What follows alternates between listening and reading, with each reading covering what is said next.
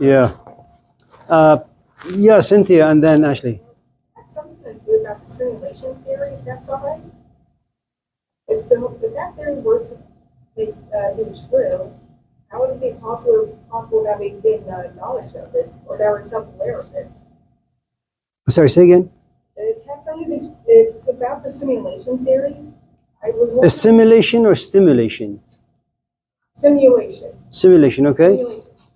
I was wondering how would it be possible that we would be self-aware of it? I gotta be honest, I have no idea what that is.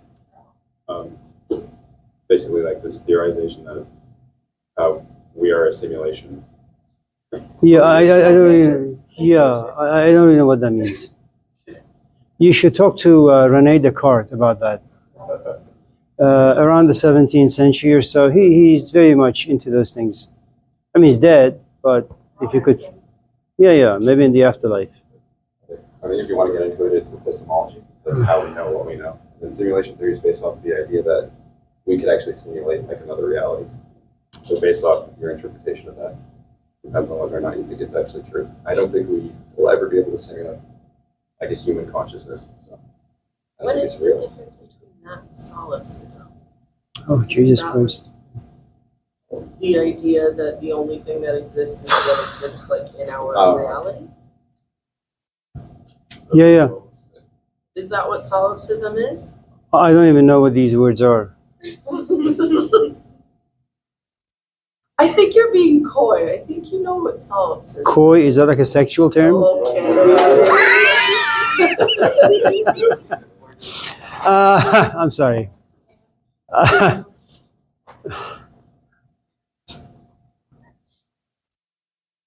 I used to be far worse, but I've been tamed a little bit as I age. He's the one that made that. I think therefore I am clothes, right? Yeah, he's just some guy. Yeah. So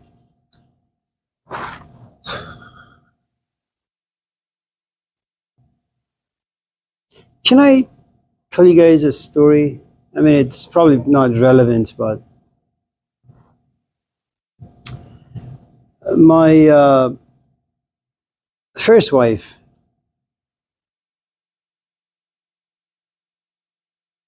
life was tough for her.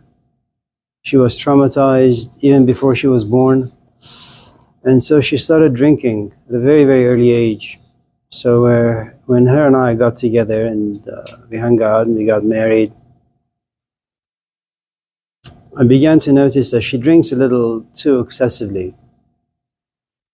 And it was just ruining everything. So we would sit and talk. And she would say, oh, my dad this, and then my dad that. I'm depressed, and this and that. And you want your relationships to be relatively healthy and have some longevity. And so we would sit and talk for hours. I was actually quite interested in her history, in hopes of fixing her. After a while, I just gave up.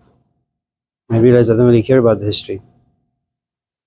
And I suppose the point I'm trying to make, I don't care about Rene Descartes, what he said around the 17th century. I don't really care about solipsism. I'm just interested in the things that we could apply, you and I, if they have any workable applicability. Otherwise, it's just a waste of time. I don't care if the white man did A, B, C, D. It's 21st century, you're in this room, you gotta do your assignments. You don't do it, you'll fail. Okay, your father was drunk and he beat you. Okay, fine. You're 40 now. What do you want me to do? I can't change your history. You have to understand where you came from, and you need to kind of observe, pay a little attention as to how you're behaving. If you want this relationship to continue or you want to ruin it. The rest of it, I can't do much. It's like when Trump comes on TV and talks about all this stuff. It makes you angry, but there isn't much you can do. And so students come to class and say, can we talk about Trump? No, why? I mean, you're a nobody. You're like a speck of dust in Oakland. Who knows you? Who thinks about you? Who cares for you? Nobody. And what, you want to talk about Trump to what end? So it takes a while to kind of come to questions that you can actually embody. James Baldwin had said something interesting, which I think we've talked about in this class a couple of times, maybe not, that to be able to have a relatively decent, honest conversation, you have to kind of reveal yourself. And to be able to reveal yourself, to some extent, you no longer have to care about what other people think about you, what sort of judgments they impose upon you, that you're okay. You just come out and say, listen, I'm A, B, C, D, what do you think? I'm going through E, F, G, H, what do you think? You have to get over your self-image, respectability, shame, embarrassment, all those things. And that takes a lot. So we kind of just ask like ridiculous, infantile, stupid questions. They're very profound, but where we are in life, it's very stupid. Descartes was a great man. I mean, he really did single-handedly change the course of philosophy and the way we think about philosophy.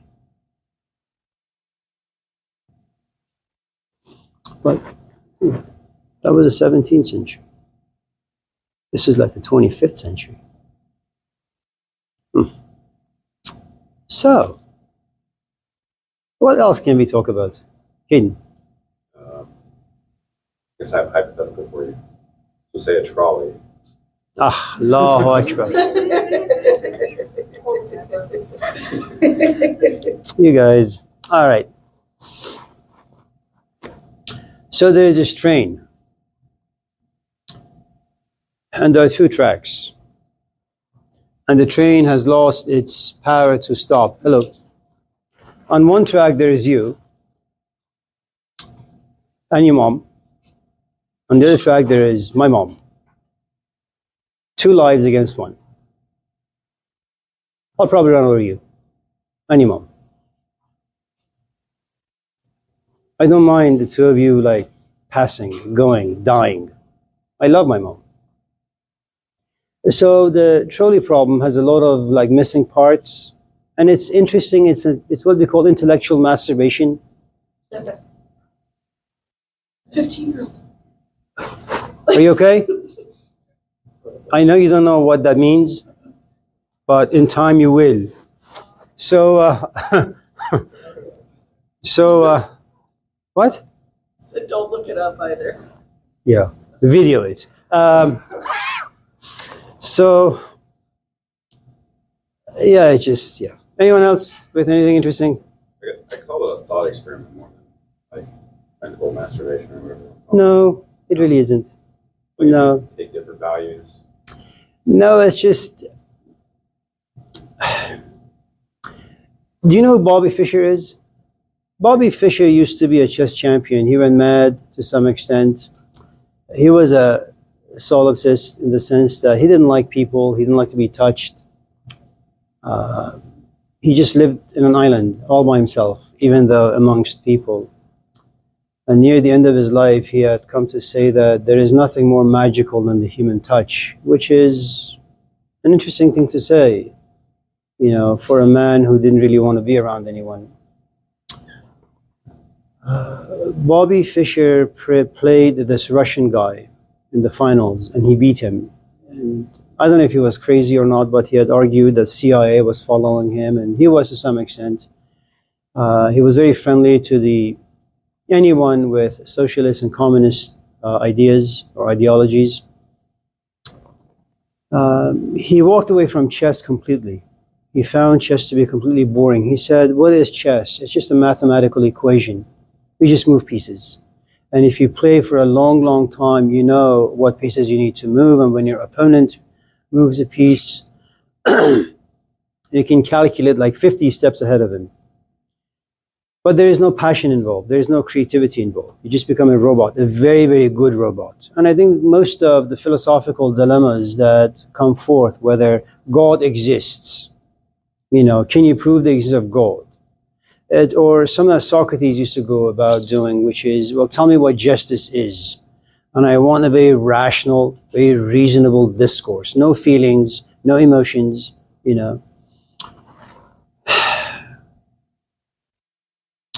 I think if you have some friends over and you guys are having pizza and having some beer and you want to raise the issue, let's talk about slavery. Well, that's great. Let's talk about like justice, another wonderful thing. It's a nice thing to talk about over coffee or dinner or beer or pizza, but it doesn't go very far. It doesn't do anything. It's kind of like,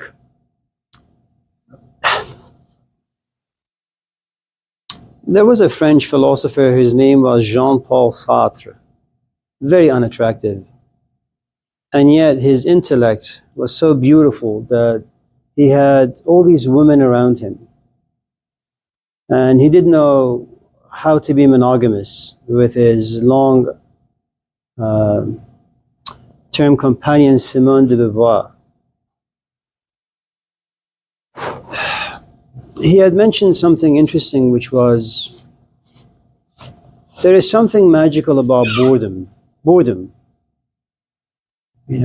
We try with all of our powers and ways to imagine and fantasize and dreams and hopes, the sort of books we read, the sort of things we talk about, to make sure boredom never knocks on our door. We fall in love, it's magical. We take classes, it's inspiring. We read books, we watch movies. But our organism after a while grows tired of all these different kind of masks or facades. All of a sudden you hear a knock and hello Kendra, and you open the door and there is boredom. So what are you doing here? I have a lot of patience, boredom says to you. I can stand by your door for thousands of years. Eventually I'll knock on your door, and when you open the door, you will have no choice but to gaze into my eyes, and you will realize that I'm here to remind you that your life amounts to nothing.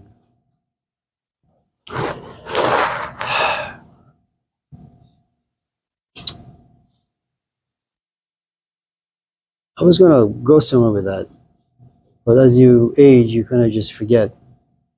Anyone else? Ashley and then Caden. My question is boring. I love boring. It's like another bad relationship. You're gonna roll your eyes and you're gonna say, God, Ashley.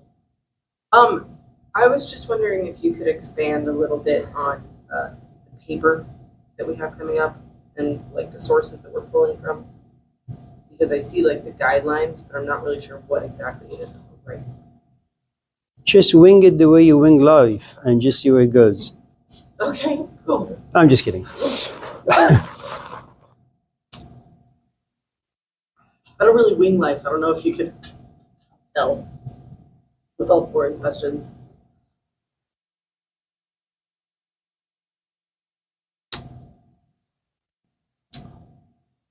Writing is a difficult task. First because it demands that you must actually know what you're talking about. Journaling is easy. Any idiot can have a journal. No offense. Right? It's not a difficult thing to do. You just like throw up emotions and you write them on a piece of paper. Fine.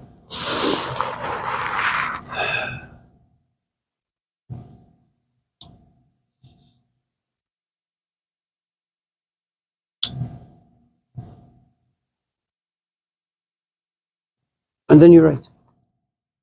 And then you see where it goes.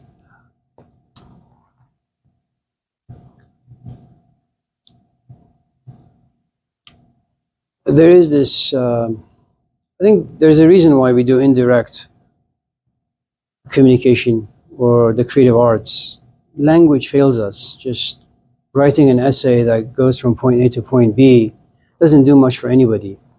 There's so many gray areas because you can't really put down all the emotions, all the reflections, all the pains, all the sorrows in language. And so many layers of your own emotions and your process to getting to a certain conclusion are just missing in essays. Just to give you an example, there was a guy around the 13th century, his name is Rumi. And I keep going back to Rumi because I'm writing some things on him. So he wrote this 6-volume book called the Masnavi, and he begins his book through the mouth of the reed flute. It's just bamboo stick. You chop it up into pieces, you drill some holes in it, and you just, breathe into it, and all of a sudden this beautiful, haunting noise comes out of it. بشنو چون حکایت میکند و از جدایی‌ها شکایت میکند. That if you pay close attention to the reed flute, you realize that it's telling you a story about separation. For some strange reason, we do all that we can to make ourselves happy. And you have a great house, you have a great companion, you have a great car, your education is good, you have money in the bank, you just wake up and you just feel lousy, as if you haven't done anything with yourself, with your life, and you don't really know what you're looking for. And that's I suppose, boredom that Jean-Paul Sartre was talking about. You know, you turn on the TV, nothing. You walk away. You open a book to read, you walk away. You have a relationship, as someone like Sigmund Freud would say, you will do whatever you can to destroy it because you're just unhappy and you don't know why. It's both a curse and a blessing because it gives room to a great amount of creativity if you can use it the right way. I mean, depression is a great thing if you can use it the right way. And so, why even use the language of poetry to convey the human condition? Every time you go to someone and say, would you like to have a cup of coffee? What you're basically expressing is, I like you and I don't know why. I am lonely and I don't know why. I am poor emotionally, internally, and I don't know why. And I'm assuming that once I begin to have a conversation with you, you will complete me to some extent. And I don't know why. All of life is nothing but a lament. But what drives a man to write poetry like this? Well, first, you're talking about a 12-year-old guy who lives in a very religious environment. We're talking about the 13th century. No capitalism the way we know it, no technology. Life is quite simple. You live in a village of like 500 people. Everybody knows everybody. But also there is war. People are killing each other. So you migrate. Your father dies at some like 80 years old and you're like a 25-year-old kid and you walk into the classroom and you talk. How many students do you have at the age of 25? Like 1,000. You're now 37. You're a very, very proficient lecturer, or in those days, you give sermons. A lecturer is someone who appeals to your intellect. Someone who gives a sermon appeals to your heart or arouses emotions.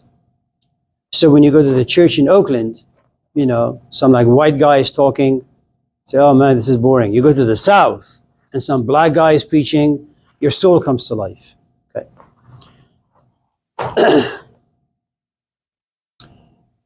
And so at the age of 37, being very comfortable with who and what he is, all of a sudden he encounters a man who looks at him and says, you know, you're an idiot. How could a 60-year-old man look at this 30-year-old guy and says, you're an idiot? But he saw something in this 37-year-old guy and came to realize that despite him having a great amount of knowledge, he really doesn't know anything. You know, it's like an 18-year-old looking at me saying, well, let me tell you what it means to be old. You know, or some poor guy saying, some guy who's never had any money, well, let me tell you what the benefits are of being poor. You know, money is evil. It's easy to say those things when you have nothing, you know, but to have it and then to understand its futility and then to walk away, that takes a lot of courage and insight and wisdom. He falls in love with this man. This 37-year-old falls in love with the 60-year-old man. He says, forget my wife, forget my kids, forget my power, forget my town, forget all my students. I just want to be around this man. The man leaves because there is this thing called spiritual jealousy. You know, that his students say, well, how could this man just take away our teachers from us? You know, we want to know who he is. Let's get rid of him. They in fact try to assassinate and kill him. Ultimately, I suppose the point I'm trying to make, his writing has to do with a great amount of experience that has been processed, digested, witnessed, understood. And then he has enough linguistic ability, expressive ability, creative ability to sit, and write this stuff down in a very, very poetic way. And this stuff, I mean the human condition. You know, so when you ask about writing, first, you have to write on subjects that I'm interested in, because these are my talks. And to be able to understand them, you have to understand me. But you're only going to understand your thoughts, which are filled with your own unique history, filled with biases, unprocessed experiences, you know. And if you were to kind of reveal yourself in your writing, it wouldn't be a writing for this class. But you do have the option to write the way you want to write, the writing that comes from your own gut. But you take a chance. I may not like it. Hello.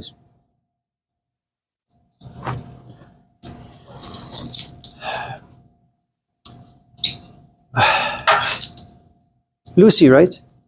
Sue. Sue.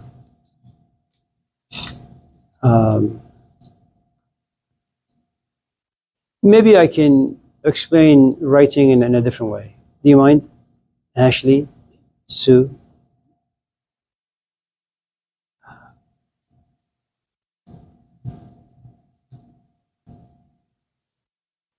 Well, let me do it this way.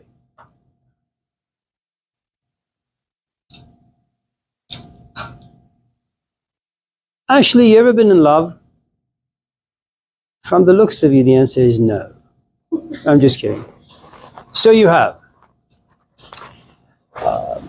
At some point throughout the semester, I'll probably put this stuff on board. So on the board, so you can see exactly how love comes about and the sort of love you and I experience. But today, let's just make it casual, simple.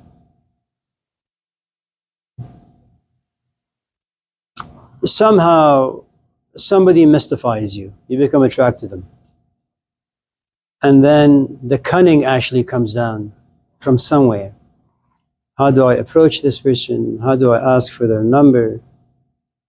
Okay. Then you guys go and have coffee somewhere, and then you say, how do I ask for the second date? It's still in a very, very infantile stage. Long story short, time passes.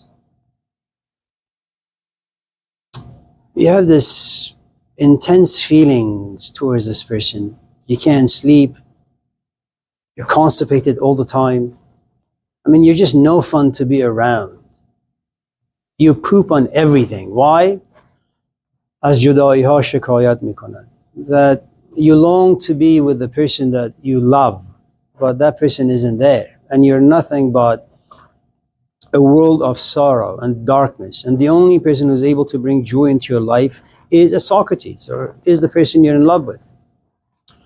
So, if you're able to stretch your imaginations all the way back to those moments where you're in love, but you haven't yet expressed it to your companion, you're shaking a little bit, you're a little conflicted. Should I tell this person now? Should I wait? Should I go visit them? Should I not? I don't know how I'm going to be. And you're sweating and you go, yuck, I smell so bad. Right? And at a certain point, you look at this person and say, I love you. And the person looks at you and says, I love you too. And the both of you, like little kids, begin to cry. It's just too much emotions in a tiny little body, and your body can't handle it. So it just explodes. Time passes. And then you try to talk to your friends about how you've been in love for how long, what's doing to you. And you come to realize language just shortchanges you all the time. You don't really know how to express this particular emotion. You know. Time passes. Now you're roommates. A kiss on the cheek. Bye. Love you. See you around. And little by little you realize it becomes dimmer and dimmer and dimmer. And then someone says to you, why do you love this person? Now you're able to articulate it. Because it's no longer as intense. And I suppose the point I'm trying to make is, if there was a good amount of pain, longing inside you, there's a good chance that your writing would be really, really bad. If you have tamed the pain, made everything rational, like René Descartes, you have someone like Descartes who sits and in a very rational way tries to examine whether or not God exists. Then you have someone like Martin Luther around the 15th century who bangs his head against the wall in the monastery every day because he doesn't really know if God exists. He wants answers. Or there is this beautiful scene in one of the Gospels. And you know that guy, what's his name? The Rock. Not Dwayne Johnson, the other Rock, Peter, right? He's around Jesus. He doesn't understand. In fact, he denies him 3 times. Jesus dies. He finds himself in a tiny room and he screams, God, help me understand. So I guess the point of all of this nonsense that I'm rambling on is the following. You can write with a good amount of confusion, you can write with a good amount of pain, or you can have a pain-free writing. They can all get A's. But one is profoundly valuable. The others are just junk. But you get an A nevertheless.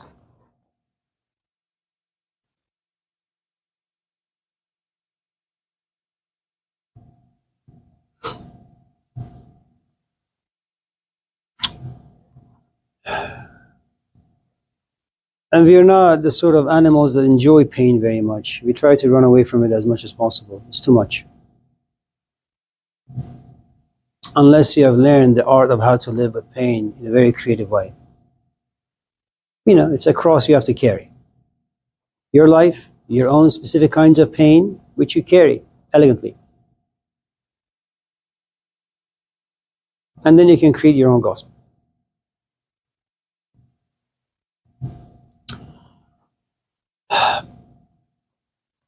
So, let me just end it with this. And I borrow this from the Hindu tradition.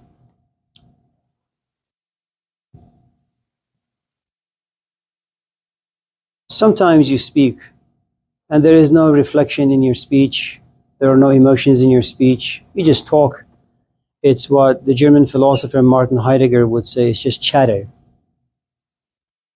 It's something that fills the space. It's this ridiculous, non-usable information. Not bad. It saves you from boredom.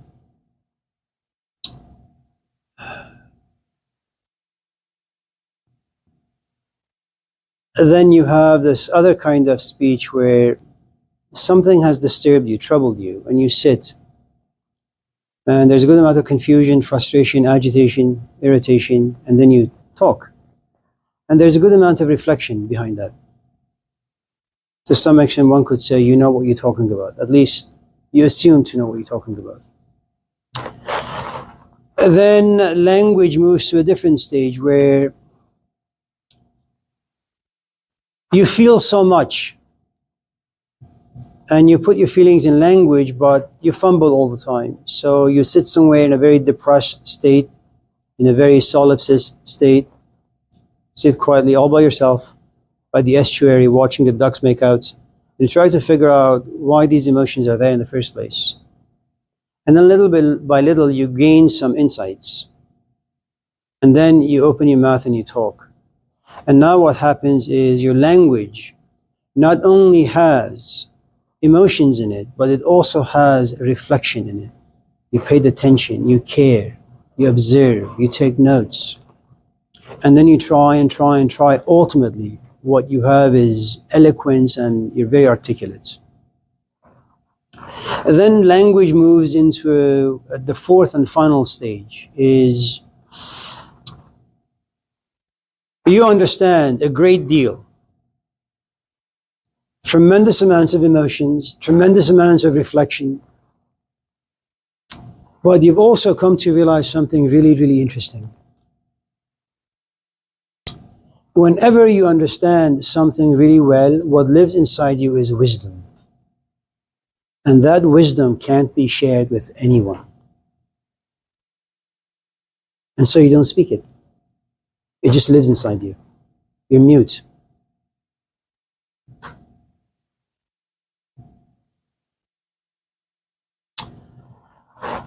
So next time you go somewhere, a group of people are sitting, pay attention.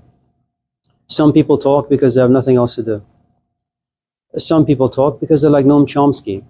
They kind of sit, know the history a little bit of whatever it is they're talking about. They have written a number of books, and so it's good to listen to them. Some people have the benefit of also injecting emotions. They're just a sensitive type, temperamentally speaking. And so when they talk, something about you, the audience, it begins to change. You feel things, and you don't want to feel them. Even though those feelings inspire you, they also, you walk away from those moments saying, man, my life amounts to nothing. I want to drop everything and like do A, B, C, D. But all of a sudden, thankfully, your intellect comes in and says, no, that was just an inspired moment. It's okay. Just go back to work.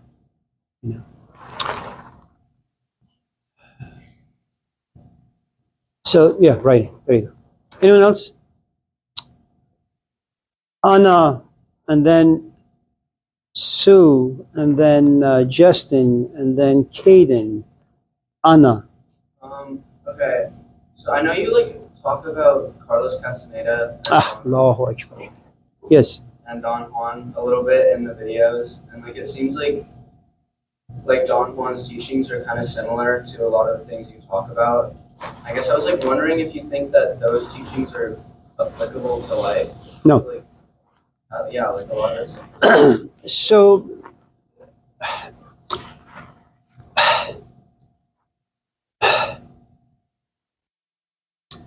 Justin and Caden and Sue will have to postpone your questions for Tuesday. So, Anna.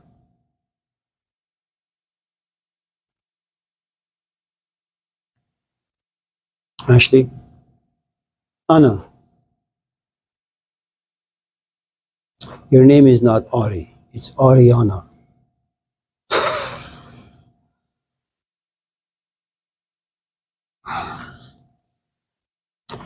So let me first tell you a little bit about Carlos Castaneda, because it's important for you to know this, because if you're not talking about just Castaneda and Don Juan, you're talking about a very specific kind of a relationship that doesn't usually exist.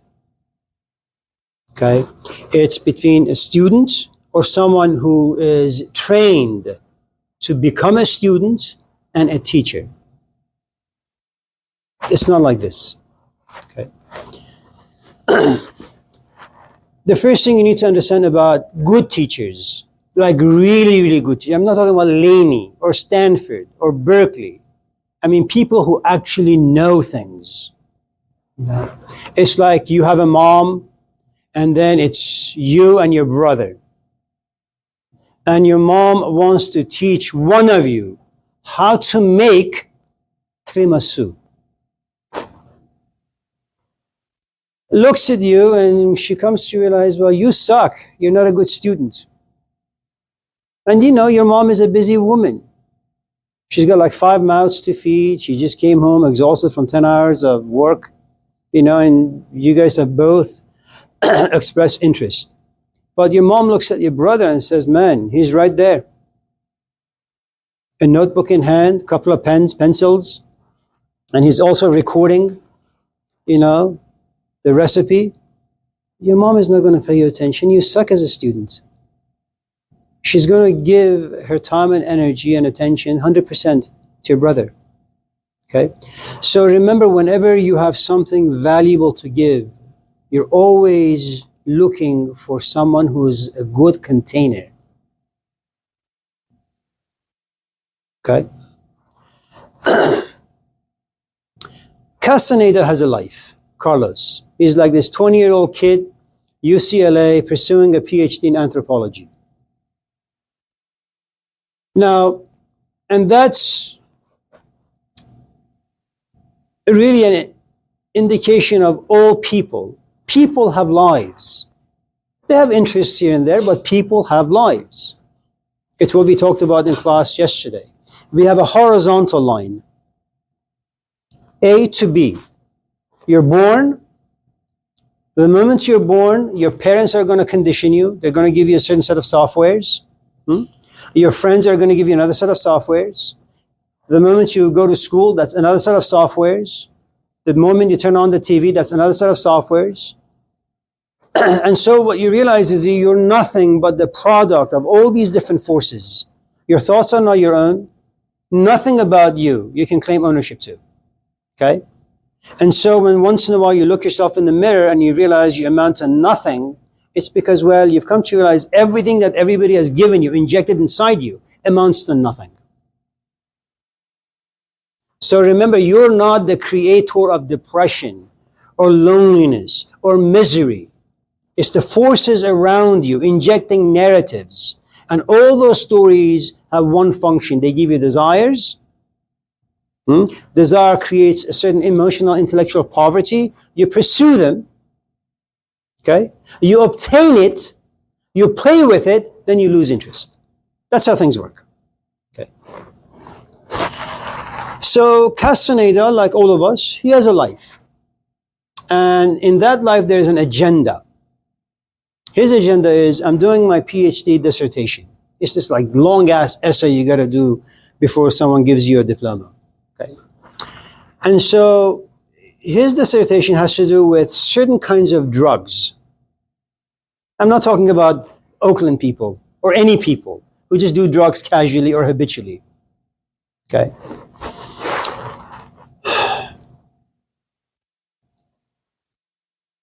That's his agenda. I want to get to know a little bit about these drugs that shift the way you perceive things, you feel things, right? And so he's in Arizona with one of his friends. And he says, I'm looking for someone who's really, really good, proficient, has a good amount of knowledge in certain types of drugs that alters your perception. Okay? We'll talk about psychedelics at perhaps a certain stage in this class because they have a great history, and it's important to know that, especially since all of you in this class smoke. So his friend looks at him and says, that guy over there, he knows.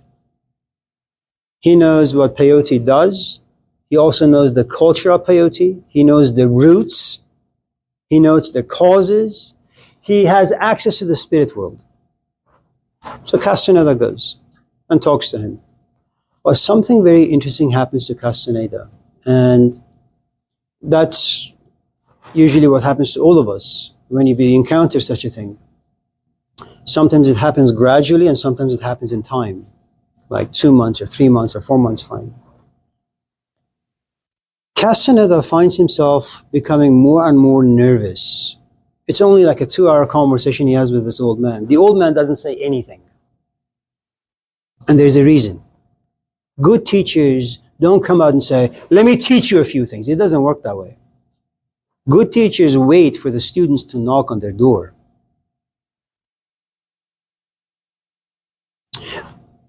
There are social teachers and there are asocial teachers. In other words, there are teachers like Moses who deal with your physical life, social life, political life, and there are teachers like Jesus who don't really care about your political life because that's temporal. It changes with every president. Okay, and so someone like Jesus says, I want to create something that's like rock solid inside you. I want to bring out your spirit. I want to protect it. I want to bring it to maturity and then give it back to you.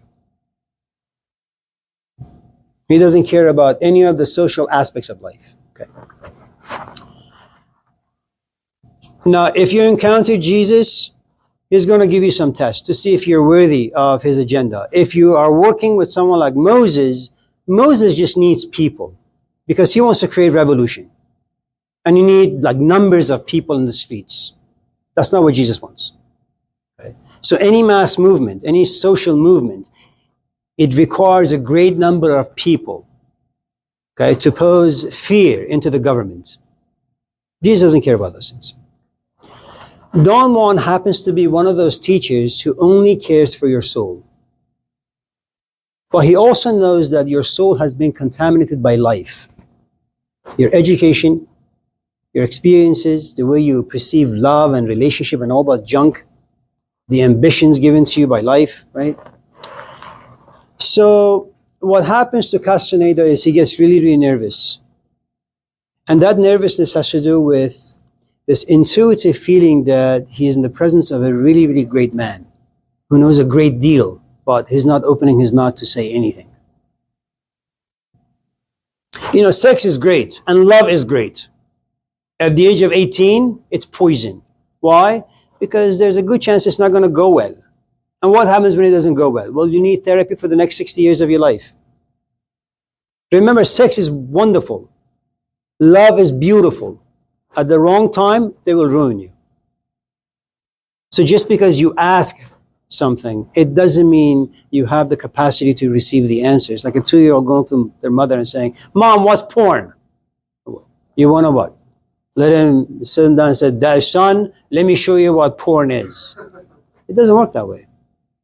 And I suppose wisdom is very much the same way. It could be profoundly dangerous. Okay. Ashley, I'm sorry. Am I boring you? No, Feel free to yawn. sorry. No. It's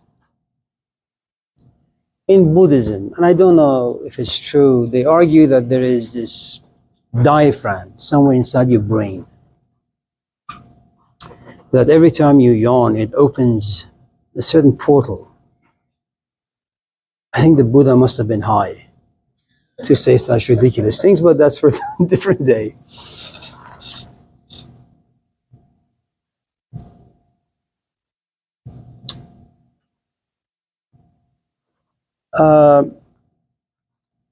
So the bus comes, this old man gets on the bus and leaves.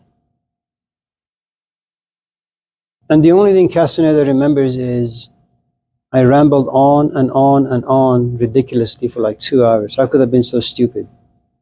And he says, man, his eyes, there was something about his eyes. And that's another clue. When someone begins to create spaces inside you, and then their image comes forth once in a while, and even though you want to get rid of that image, you can't. You know, they become, to some extent, a permanent fixture for at least a few days or a few weeks or a few months. Castaneda comes back to Los Angeles, but he can't get the image of this man out of his mind. Eventually, he goes back to Arizona, finds out where this man lived, knocks on his door. He says, what took you so long?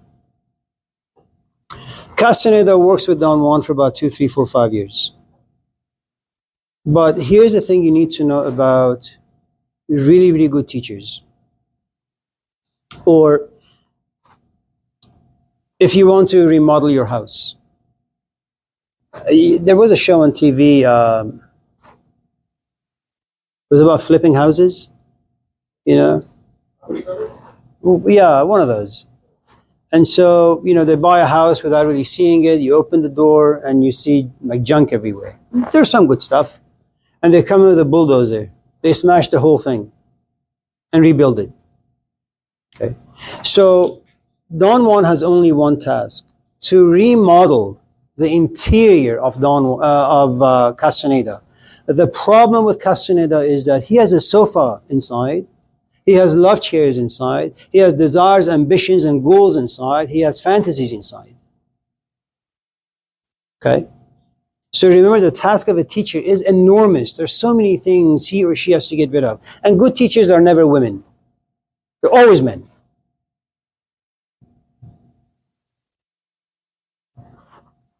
No hands up, no saying why.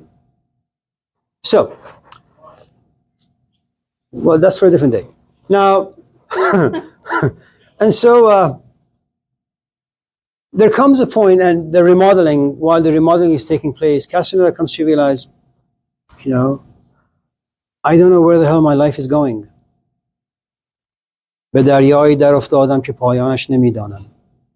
I'm all of a sudden in an ocean, and I don't know where it's going to end. I'm in the middle of nowhere. And so doubt, fear, disbelief, they all come in. I mean, armies of doubt and disbelief come in, and fear, especially fear. And you know what Castaneda does? Buys a car and goes back to California. So students come, they taste, they like, they realize it's uprooting everything about them. You know, I mean, this idea that you have in the Gospels, for example, he looks at like these two brothers, you know, the fishermen. Drop your nets, come follow me. And say, oh yes, of course, let's do it. It's such a stupid, incomplete story. Because nobody knows the background. I mean, do you know what happens when you leave your wife, your parents, your kids 2,000 years ago in a community where you're obligated to take care of your people? The Gospels don't say those things. You know, and people don't think about those things in this way. And so the fear becomes so much that Castaneda just goes back home and says, fuck this, I'm not doing this. But he's been far too infected. Don Juan has contaminated him. Goes back. After like, I don't know, a couple of years. Comes to realize, you know, he can't live without this old man. Now, the thing you also need to understand about teachers and students is when a teacher tells you something, do it. Don't think. Feel, but don't think. And just in case you want to think, don't say you're thinking out loud.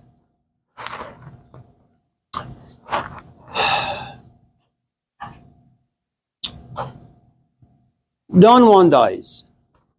Castaneda understands a few things. Eventually, he gets his dissertation passed. He gets his PhD, I think. He gives only one interview for the rest of his life. And then he goes underground. No one knows where he went. There are lots of stories about him that, you know, he only had women around. He exploited them, manipulated them, coerced them into ABCD. He had a few men, but mostly women. But to this date, as far as I know, you know, and people read his books and say, well, those books really are just figment of his own imagination. They can't be true because there are lots of contradictions. And that's the other thing you need to understand about teachers. They contradict themselves all the time because every moment inspires a different thought, a different response, a different form of behavior. Is it, are we? Yeah. Lilac? Anything? You sure? Just give me like a tiny thing.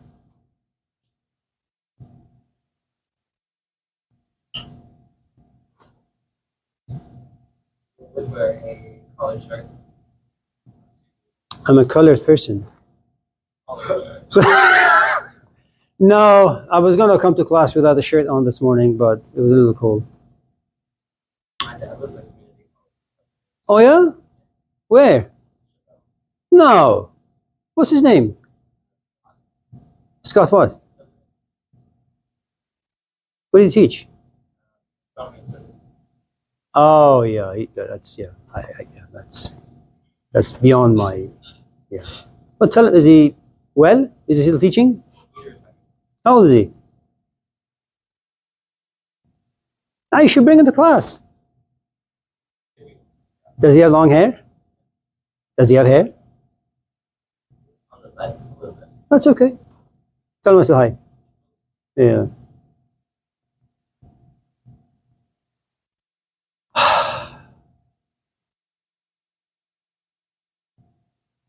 Justin? Altruism would still be altruism if it's something you just do more, like nothing.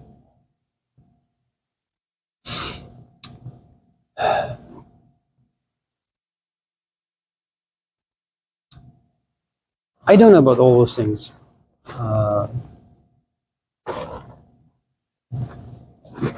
And this is a projection on my part, and for you it may be different.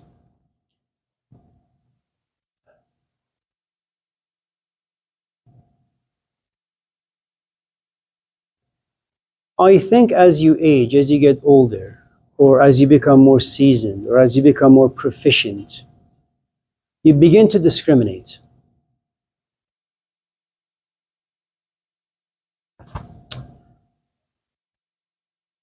You like coffee, right? Okay, so you try 10 coffee shops, and the coffees are relatively okay. But something about your taste buds intuitively, instinctually tell you, Cole's coffee on college, the coffee is really, really good. Something about you just kind of gives Cole's coffee shop a bit more value, which means that if Starbucks is only 5 minutes away, you rather go to Cole's, which is 20 minutes away. You become biased, okay? Because you say, if I'm going to want to have some coffee, I'd rather have a good cup of coffee. If I want to talk to people, I'd rather talk to 5 people instead of 25 incompetent people. So altruism, or giving away things, forgiving, compassion, all these things, which is part of who and what we are, you begin to manage them differently. And you begin to manage them differently because your resources are depleted. And as your resources become less and less, you inject more value into what little you have left. So, yeah. It's something we'll probably talk about in this class at some point. Whenever you talk about human beings, you should always look at them as a 5-story house. At the very bottom, what you have is a physical human being. And with a physical human being comes cheap pleasures. They have to be immediate. There is no patience. They're like an infant. You go to a store, I want this and I want it now. If there is a party to go to, there needs to be alcohol. There needs to be weed. There needs to be music, loud, dancing and sexing. Okay. Then there comes a point where you grow tired of that and you enter this place called the emotional life. Okay. Now, the thing you need to understand about the emotional body of a human being is wherever you place your physical body, emotions are going to be generated or feelings are going to be generated. When a feeling repeats itself over and over and over again, then you have an emotion. Emotion always has history, always, whereas feelings are temporary. Okay? Emotionally, you like me. Can I say something that will cause you a bad feeling? Yes. But eventually, the emotion will win because of the history. I'm generally a nice guy. Today, I slipped.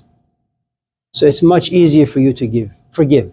If on the other hand, from day one, you had a bad feeling about me, and that feeling continued day 2, day 3, week 1, week 2, week 5, now you have a historical relationship. I hate Amir Sabzavari.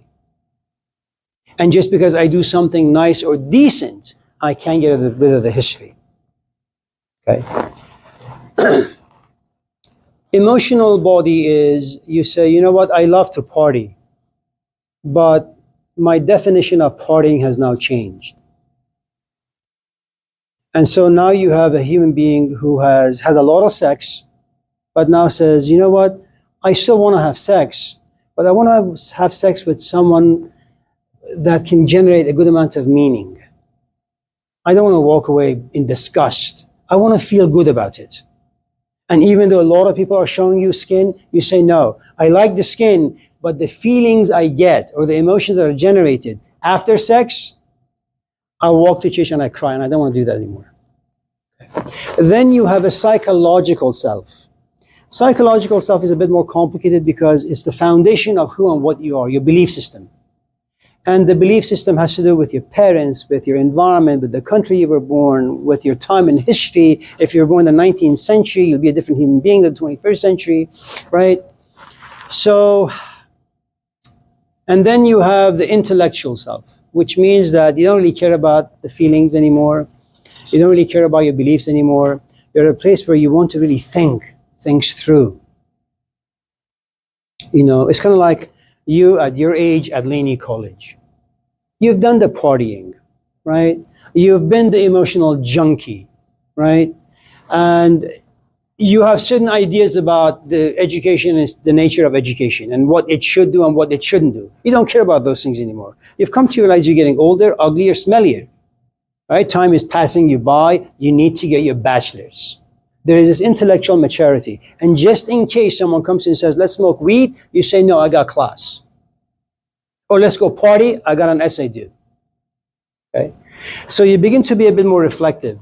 Now, these four stories, the physical, the emotional, the intellectual, and the psychological, they are part of your physical life. Then comes Don Juan. Now, that's the spiritual part. The only way you could be a good container of Don Juan or Socrates or Jesus or Plato or any of the spiritual heroes you worship, their task initially is to get rid of your emotional life. Okay? They need to get rid of, and completely, I mean, they have to get rid of, it's like a delete button, which usually takes a long time for them to do. They have to get rid of all the emotional nonsense that lives inside you historically. They have to get rid of the way you think about stuff. That's your belief system. And your assumption that you actually know how to think. Now, when they destroy all of that, what you are left with is an empty container. Now, because most of your life you have stuff inside you, you're always engaged, you're always distracted, you have no idea what to do with emptiness. It causes a great amount of fear and confusion and conflict. And the teacher, Don Juan, whoever it is, the spiritual life, they have to protect the emptiness they have created inside you. And if fear doesn't overcome you, and if you happen to be in the right place in life with the right components, what they will do is they will create for you a physical life. And the physical life means this: you come to my house, we'll have dinner together, you will meet my family, then we'll go to the back room and we'll sit and we'll talk. That physical space will generate its own unique set of feelings and emotions inside you. Just feelings. But you have to do this over and over and over again until you have emotions where you say, the only place I want to be is at his house in the back room. Okay? And then the point is, if in Genesis God looks at the human being and says, I've made human being in my image, teachers ultimately do that task. They create students in their own image. Not so that they can quack like the teacher, but the reflective process, the way they digest things, process things. And once as a student you become proficient and you gain some autonomy, you can do things your own way. You know, it's kind of like Jesus saying to us, you know, I'm not here to say Moses was wrong. I'm just here to kind of do things differently.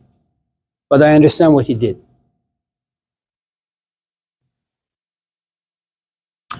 Well, we'll talk about all those things in more detail when the semester is over. Yes, Ashley. Antoine. Oh, wait, Sue. Yes. What's the difference between inspiration and emotion?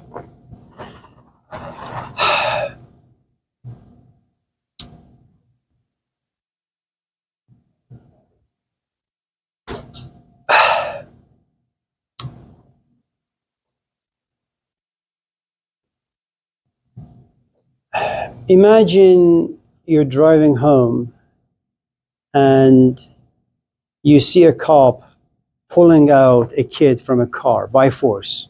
And it's not the movie Crash. The car is not on fire.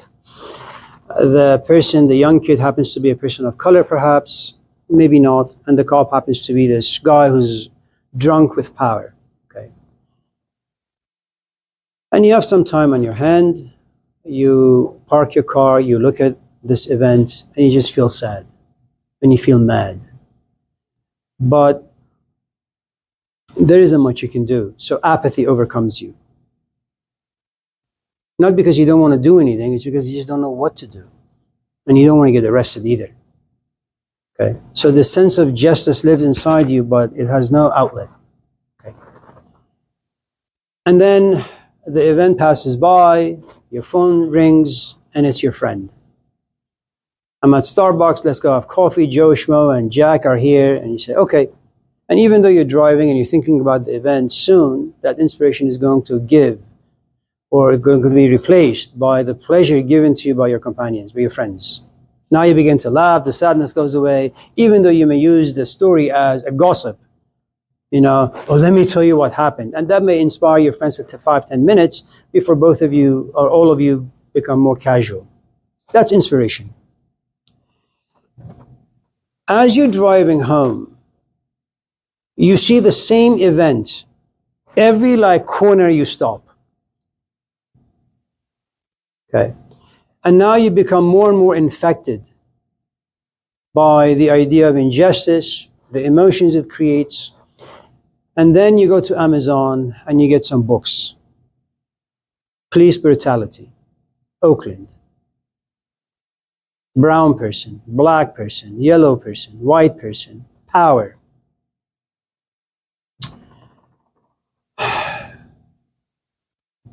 And that creates a history. You and justice now have a relationship. And whenever you have a relationship with something, let's say in this particular case, it's positive. You become more curious, more passionate. And so whenever you want to get together with your friends, you want to make sure it's the people who will talk politics and social reform. Again, inspiration is a quickie. It's like having a one-night stand, whereas an emotion, you're in a long-term relationship. Occupy movement, inspired. All the revolutions you see out there on TV once in a while, they're all inspired moments. They just don't last. Because life comes down, it's really inspiration, and just once again you find yourself engaged with the politics of life. Yeah. I'm sorry if I does. Yeah. I think I'll save it for Tuesday. We have time. So last Thursday, I asked if people are capable of moral reasoning, and you responded something along the lines of people feel first, then actions follow from feeling. And then reasoning comes maybe at a later stage where people are faced with a certain amount of. You said something really interesting. Feeling is the powerhouse of action. But I was wondering, independent of what people's feelings are, we deduce that, say, torture is wrong.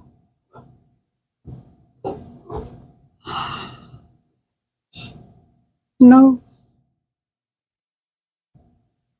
It depends who you're torturing. You don't In have. general. What parents do to their kids is torturous, but it's good for them.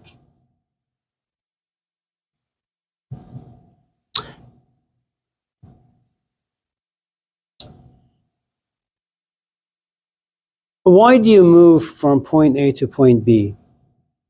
You move because you find some benefit in pursuing something.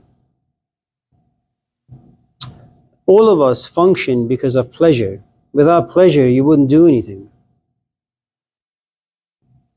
Your sense of curiosity gives you a great amount of pleasure. So every class, you raise your hand and you ask questions. There's pleasure to be had in that. Okay.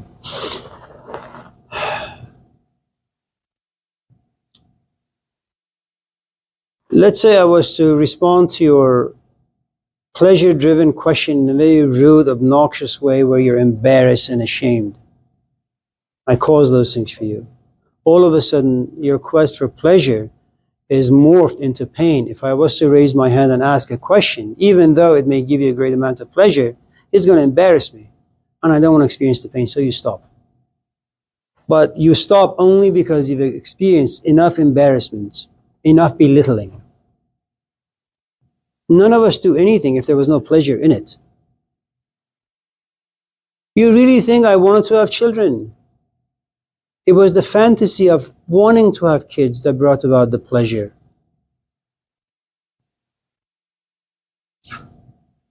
You really think I want to be here? Well, yeah, I do.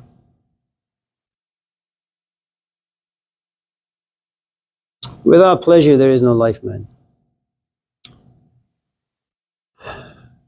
But depending on your culture, I went to Alaska some years ago as a guest. They put me in this igloo. I was on the second story when all of a sudden there's a knock on my ice door. Yes? And it was his companion, this nice, beautiful young woman. Says, my husband sent me up here. Yeah, for what? Well, I could lay with you if you want. What?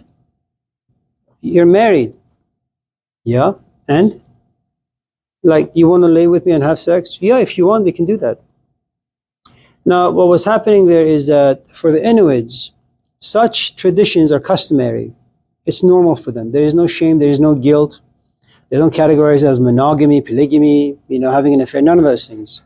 But I went to Alaska with my Persian culture and my American culture, and I'm a Mormon.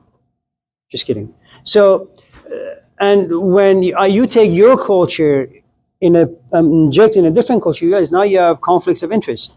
You have a woman who says, this is okay for us. And you have a man who says, well, this doesn't make any sense to me. So pleasure, different cultures, different people. Yeah. I know some of you want to go. You should. It's good to see all of you. As you know, Monday is a holiday. It's like some president died.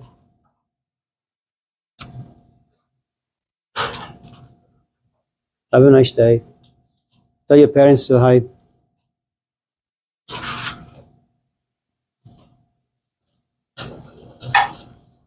Keep seeing that one lady. Say again? Did you keep seeing that one lady while you were in Alaska? No, that was just a story. Thank you. Thank you. Thank you. Thank you.